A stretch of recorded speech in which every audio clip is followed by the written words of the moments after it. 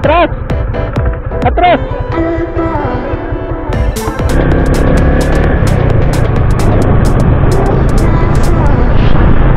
Grabe! Bisuot tumanda! Dito nga mga idol, so siyempre hindi mawawala dyan yung entrance fee, parang pinaka-environmental fee nila yan. So 100 pesos per person. Pero dyan ako sa ano? Yung Sa pa yun? bata dyan is free, so walang bayad. So andyan na tayo, malapit na tayo dyan. Sa pagbaba lang natin is andyan na yung Minalungaw Park. So siya lang yan mga idol. Kaya ano pang inaantay nyo?